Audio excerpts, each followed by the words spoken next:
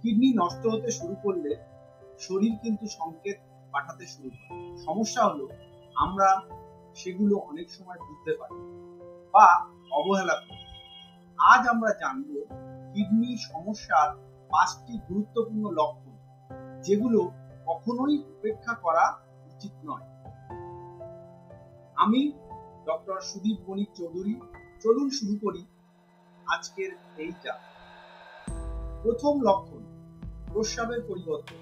প্রস্রাবের পরিমাণ কমে যাওয়া বা বেড়ে যাওয়া দুটোই কিন্তু কিডনি রোগের লক্ষণ হতে পারে। প্রস্রাবে ফেনা হওয়া, এটা কিন্তু কিডনি রোগের লক্ষণ হতে পারে। প্রস্রাবে রক্ত দেখা যাওয়া, রাতে বারবার প্রস্রাব হওয়া, এই লক্ষণগুলো যদি দেখেন তাহলে কি করবেন?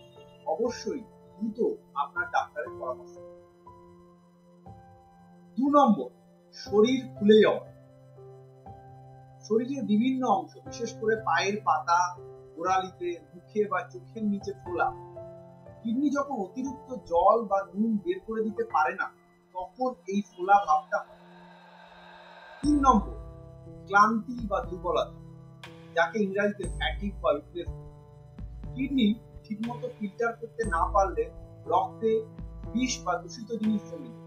এর ফলে শরীরে অজানা ক্লান্তি, দুর্বলতা বা মন খারাপ অনুভূত হয়।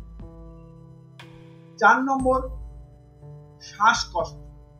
শরীরে অতিরিক্ত জল জমে গেলে ফুসফুসে জল চলে যেতে পারে। তার ফলে কি হবে? শ্বাসকষ্ট অথবা রক্তে বিষের মাত্রা বেড়ে যাওয়াতে, দূষিত জিনিসের মাত্রা বেড়ে যাওয়াতে ফুসফুসের কাজ কমিয়ে দিতে পারে। 5 নম্বর, ত্বকের সমস্যা বা অনেক সময় আমরা ইচিং বা চুলকানি দেখতে পাই। কিডনি যখন তার শরীরের বর্জ্য পদার্থ ঠিকভাবে ফিল্টার করে বের করতে না পারে, তখন ত্বকে চুলকানি, র্যাশ বা শুষ্কতা দেখা যায়। এছাড়াও কিডনি রোগীর খাবারে অরুচি, বমি বমি ভাব, অনেক সময় মনোযোগের ঘাটতি বা মস্তিষ্ক ঝাপসা হয়ে আসা, এই লক্ষণগুলো দেখা দিলেই আপনি কিন্তু সতর্ক।